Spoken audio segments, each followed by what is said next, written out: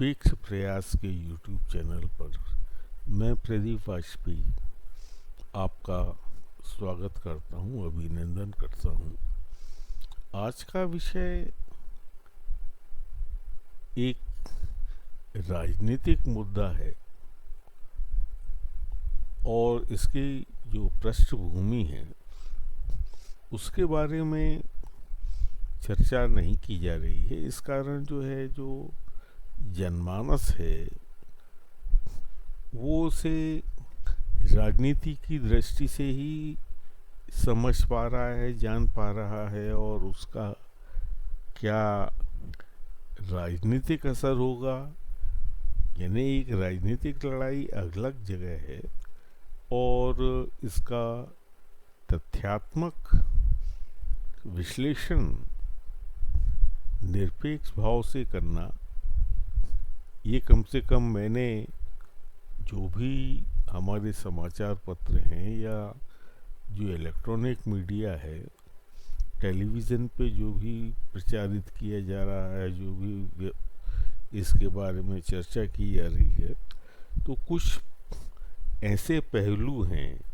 कुछ ऐसे एस्पेक्ट हैं जिनके बारे में कोई चर्चा नहीं की जा रही। मैं उन्हीं के बारे में आपसे कुछ चर्चा करूंगा और इस चर्चा का केंद्र बिंदु है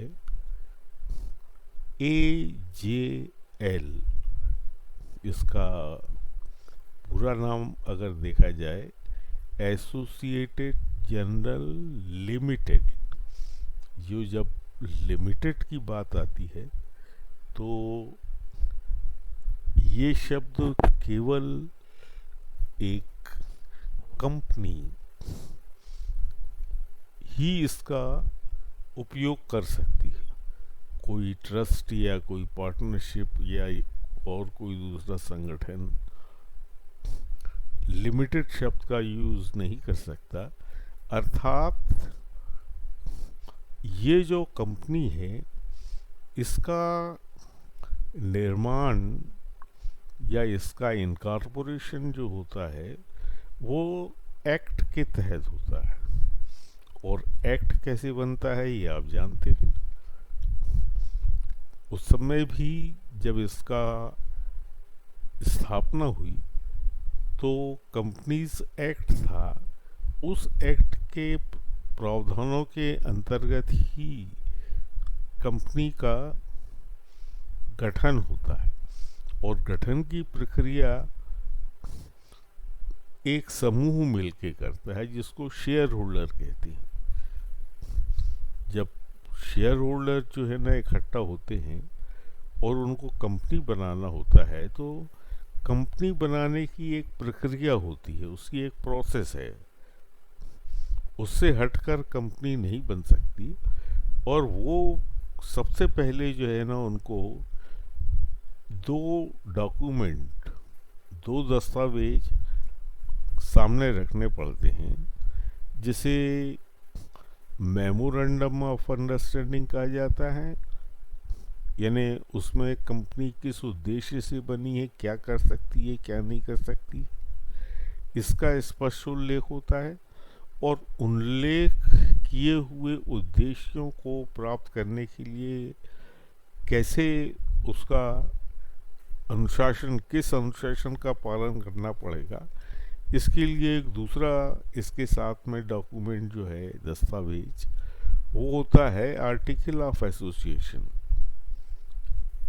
आर्टिकल ऑफ एसोसिएशन मतलब शेयर होल्डर्स को किस तरह से जो है ना अपनी कंपनी को चलाने का अधिकार, जो कंपनी के चलाने के लिए जो पदाधिकारी हैं उनका क्या अधिकार है, क्या कर्तव्य है, क्या वो कर सकते हैं, क्या नहीं कर सकते हैं, इसकी सीमाओं का निर्धारण इसमें किया जाता है। इन दोनों डॉक्यूमेंट को जब कंपनीज एक्ट के तहत जब जो रजिस्ट्रार होता है कंपनीज का, उसके सामने प्रस्तुत किया जाता है, वो उसकी जांच करता है और उसके बाद ही जो है ना कंपनी का गठन होता है और शेयर होल्डर्स को एक वैधानिक मान्यता दी जाती है।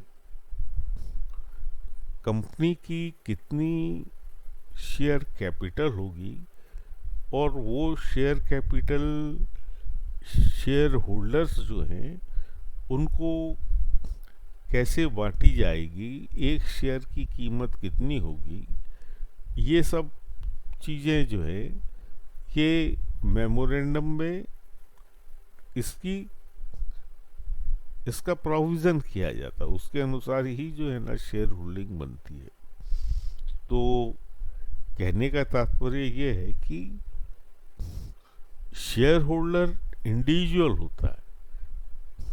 वो ये नहीं कह सकता है कि जो है ना मैं किसी राजनीतिक पार्टी का जो है ना सदस्य हूँ, या मैं मेरी ये विचारधारा है। ये विचारधारा और पॉलिटिकल एफिलिएशन जैसे कहते हैं, संबद्धता का शेयर होल्डिंग से कोई ताल्लुक नहीं है, उसका कोई रिलेशनशिप नहीं हो सकता।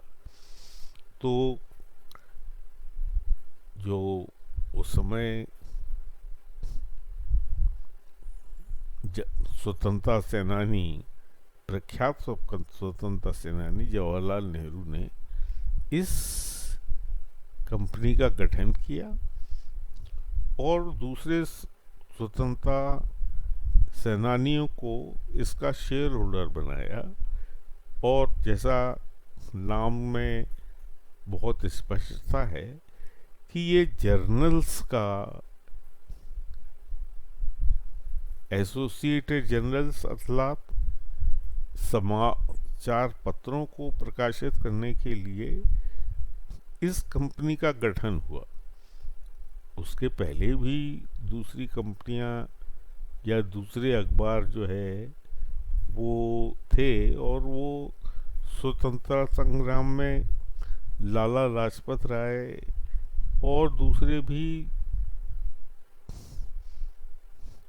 जो स्वतंत्रता संग्राम के बड़े से बड़े नेता, चाहे महात्मा गांधी हों या गोखले हों, या यानी तमाम स्वतंत्रता सेनानी उस समय विचारक हुआ करते थे और विचारों के माध्यम से ही, और उस समय विचार व्यक्त करने का, जनता तक अपनी आवाज़ पहुंचाने का कोई दूसरा साधन नहीं था। केवल समाचार पत्रों के माध्यम से ही स्वतंत्रता संग्राम का आदान, विचारों का आदान प्रदान जो है ना, ये संभव हो पता।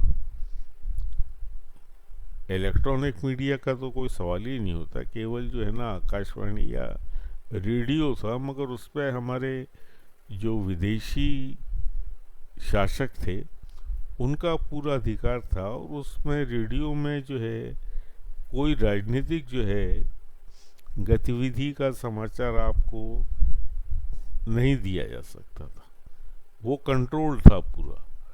मगर अखबारों को प्रकाशित करने का अधिकार हमारे विदेशी शासकों ने भी दिया हुआ था, मगर एक सीमा के अंदर। उसके बाद में जो है अगर आप कोई ऐसा लेख देते हैं जो उनकी दृष्टि से देशद्रोह की श्रेणी में आता है, तो उसको जो है ना,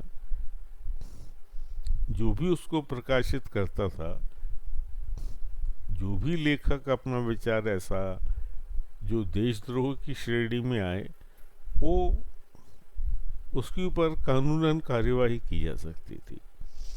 तो ये पृष्ठभूमि के साथ में जो उस समय का राजनीतिक परिदृश्य था, उस परिदृश्य में जो है ना एसोसिएटेड जर्नल्स की जो है ना स्थापना की गई, और ये कंपनी ने अपना अखबार जिसका नाम नेशनल हेराल्ड था उसका प्रकाशन किया।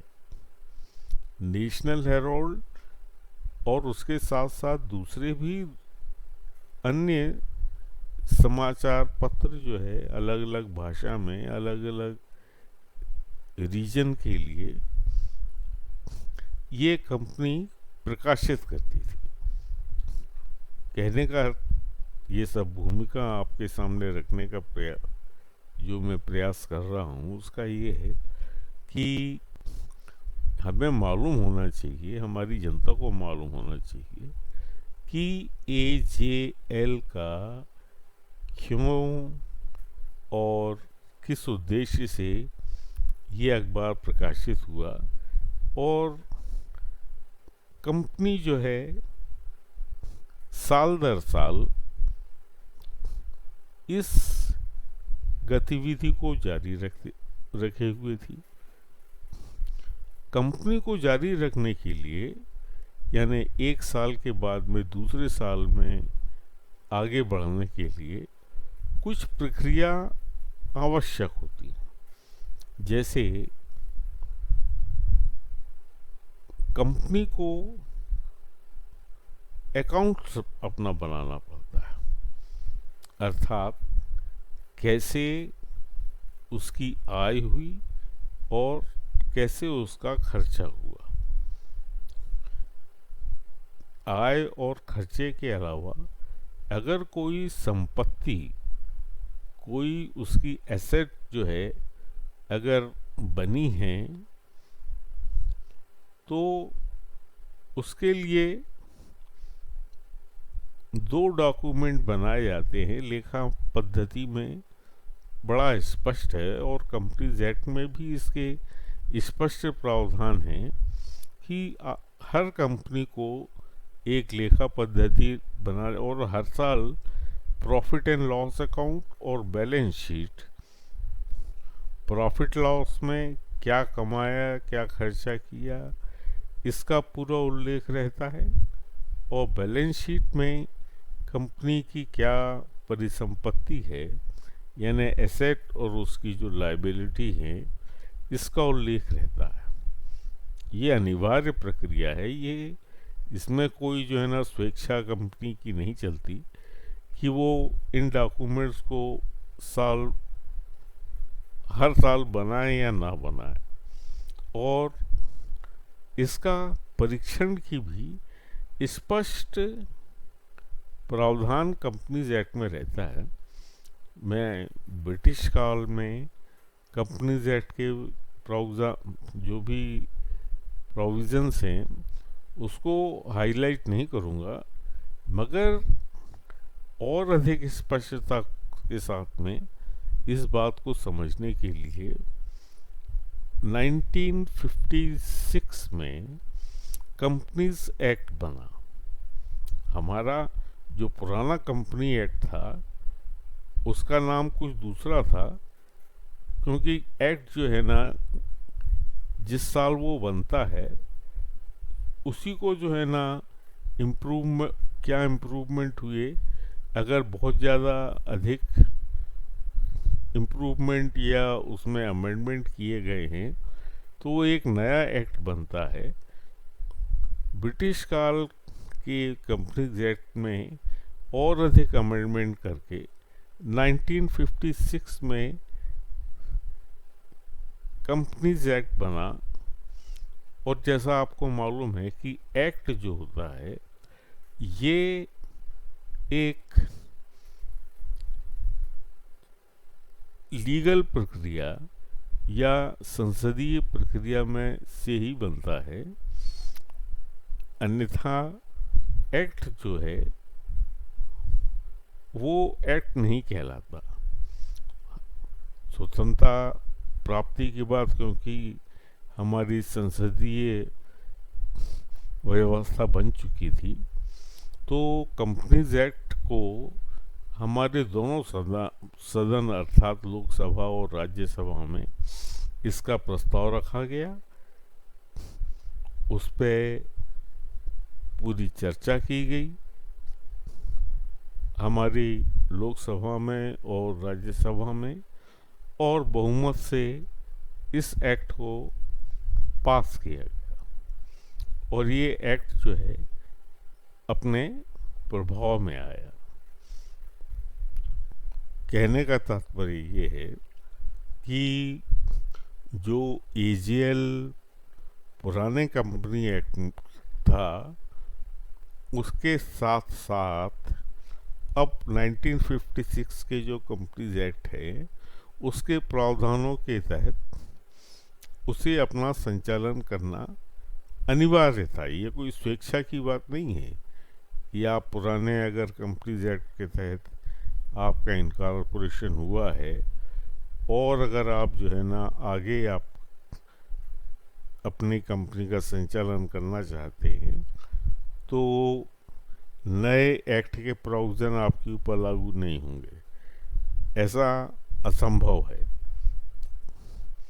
अर्थात 1956 के कंपनीज एक्ट के प्रोविज़न और वो प्रोविज़न आज तक जो है अमेंडमेंट और भी हुए हैं, मगर एक व्यापक दृष्टि से देखा जाए तो कंपनीज एक्ट 1956 को ही आधार बिंदु बनाया जा सकता है आगे के विश्लेषण के लिए। तो ये इस भूमिका के साथ में जो निरपेक्ष दृष्टिकोण क्या होना चाहिए, क्या इसका भावार्थ है, क्या जनता जो हमारी जनता है जो इसे केवल एक राजनीति की दृष्टि से देख रही है, समझ रही है, उसे इस पृष्ठभूमि को भी समझना पड़ेगा कि अगर कोई अनियमितता हुई है तो ये कैसे हुई है, क्यों हुई है। क्योंकि कंपनीज एक्ट के तहत जो है ऑडिट किया जाता है और अगर कोई अनियमितता है तो ऑडिट रिपोर्ट में उसका उल्लेख किया जाता है। तो इस सत्र में मैं आपके सामने एक कंपनी के संचालन की जो विधि है और उसके क्या इसमें जो उसकी आंतरिक संरचना और उसके पदाधिकारी कैसे काम करते हैं, क्या काम करते हैं, उसके प्रावधानों से आपकी चर्चा की गई, आपके सामने उसको प्रस्तुत किया गया। अगले सत्र में हम आज की जो स्थिति है एजीएल के और कैसे ये कंपनी डिसॉल्व हुई और इसके प्रावधान क्या हैं, इसकी चर्चा करेंगे। तब तक के लिए, अगले सत्र के लिए तक आपको एक अवसर है समझने का कि क्या महत्वपूर्ण तथ्य सामने लाना जरूरी है। धन्यवाद।